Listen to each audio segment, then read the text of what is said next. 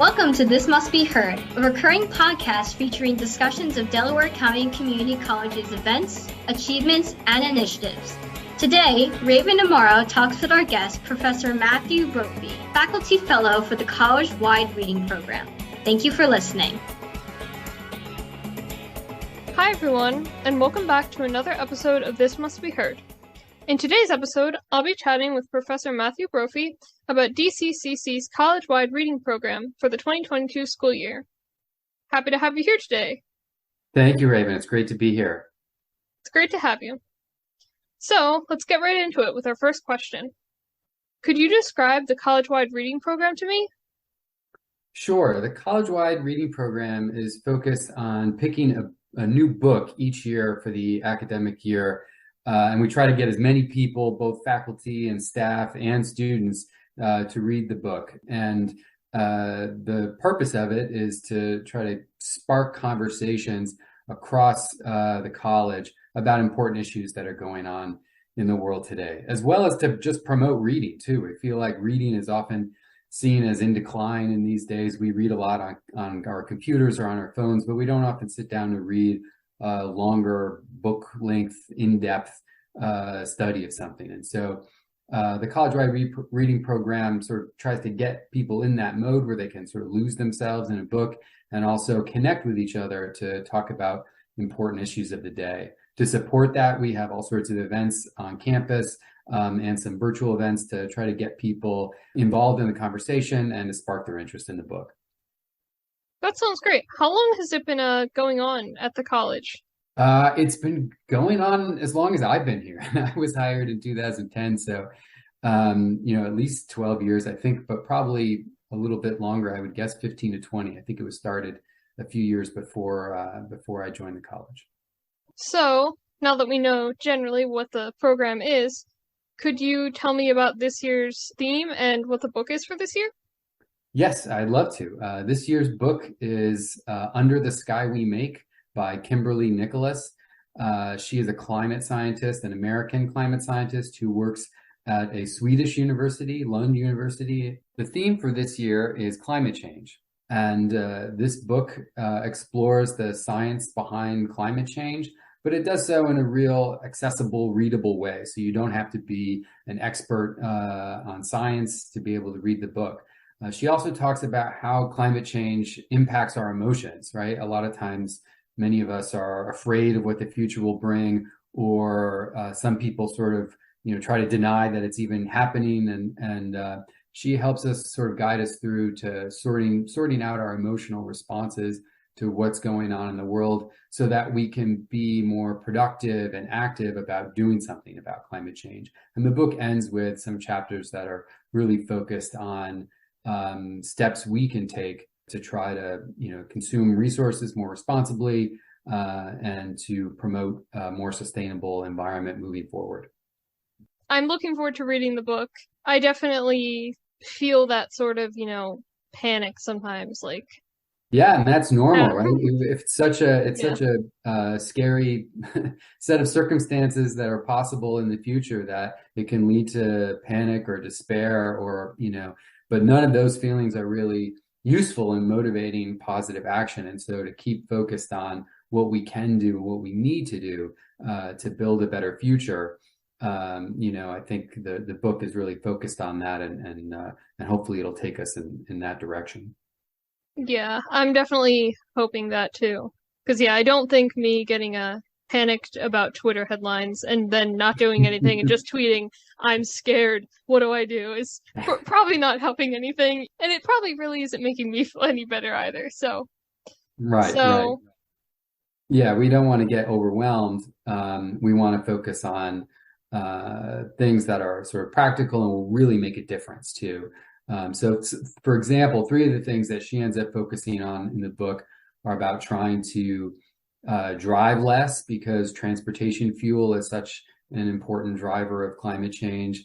And also, a lot of people don't realize that the food they eat, that our diet really impacts the climate as well, because of the different way land is used to produce food. And so eating more of a plant-based diet, eating less meat, can also be good for the climate as well as for our health.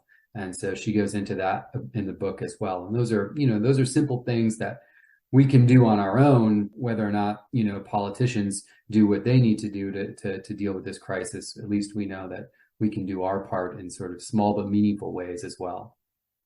Yeah, I think that's definitely something I'm looking to do in my own life. And I hope eventually, there'll be more politician supported ways to make that easier. Like, I would really like to not have to drive a car, but I feel like there's not as much public transportation as I'd like. But hey, maybe it's coming, hopefully. Hopefully. So, now that we know about the theme, would you be able to tell us some of the ways that we can get involved with this college-wide reading whole event? Absolutely. And in fact, our first event is connected to just what you were just talking about in terms of transportation and being able to get around without being, dependent on a gas-powered car, right? We know within the last year, gas prices have shot up, and most people have been really upset about that because they don't have alternatives, right? How can you get to work or to school or where you need to go without a car? In certain parts of the country, we have, in certain cities, we have great public transportation systems, but in other parts of the country, especially outside of major cities, the public transportation can be minimal or unsafe or even expensive. And roads also aren't always friendly for bikes or pedestrians and other sort of more climate friendly approaches. And, electric cars and things like that can be really expensive. So our first speaker, who's coming on September 27th, her name is Hannah Krieger, and she works for the Green Lining Institute in Oakland, California. She's going to be joining us via Zoom.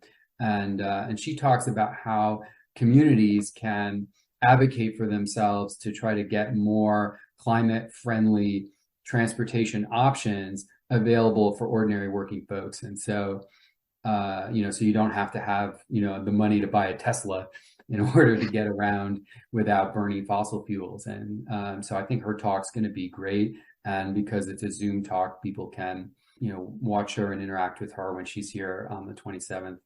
And we don't have to drive anywhere in our cars to go see too. Exactly. Zoom, the power of Zoom. Yes. We have another speaker coming more locally from Temple University, Atsuhiro Muto. He's a glaciologist and polar geophysicist at Temple. He's going to be joining us on November 7th. And he actually does some really fascinating research in Antarctica. He travels down there periodically to study the shifting ice shelves in Antarctica and to study how the ice is melting and try to make predictions about the pace of that and how it's going to impact rising sea levels as the ice melts and impact the rest of us around the globe. He's going to be talking at the Downingtown campus on November 7th, but that event will also be streamable via Zoom for people who aren't on that campus or have other things going on at that time. We have a trip coming up also in early November, on November 2nd, to the American Philosophical Society's museum in Philadelphia. They have an exhibit there on a history of American climate science. And so it's a limited trip. We can only take 20 students there because of the size of the museum. But hopefully we can get enough students to fill up the bus and take all those seats and check out that exhibit. And there's going to be transportation available from Downingtown campus and Marple campus. That Campus Life is helping us out with getting students to this exhibit. Shout out to Campus Life. Yes. And we're also going to have one other thing I should mention, a writing contest where students can imagine how they think climate change is going to impact the world in future generations, or write a kind of futuristic story about how they think the world will look different in a generation or several due to climate change. So that'll probably get started around October, and submissions will be due around Thanksgiving break. Well, thank you for letting me know about all those upcoming events. And you can also keep an eye on the New Media Lab because we'll be doing a couple more collaborative events. So yeah, keep watching. Thank you for spreading the word about these events. I love to get people involved in college-wide reading, more people who read the book and come out to these events. the better, and the better our conversations will be about these important issues. Awesome. Well, it looks like that is all the time we have for today. So thank you so much for being here and chatting with me. Oh, it's been a pleasure, Raven. Thanks so much. And yeah, thanks for letting us know about this program here at the college. And with that, we're out. You've been listening to This Must Be Heard, brought to you by the New Media Lab and Campus Life. Today's host was Raven Amaro. She and Sophia White co-executive produced this episode. Our guest today was Professor Matthew Brophy. Raven Amaro edited this episode and prepared our title cards. Victoria Colbreth and Samuel Larson designed our cover art. Indigo Frazier composed our theme music, and I am Annalise DeVito, your announcer for this episode. Special thanks to the Director of Athletics and Campus Engagement, Allison Gleason, and our Faculty Advisor, Professor Maria Boyd. If you have any interest in participating in the New Media Lab, contact the Office of Athletics and Campus Engagement, or reach out to us on Instagram at DCCC_New Media Lab. Be sure to like and subscribe to us on YouTube. Thanks again for listening.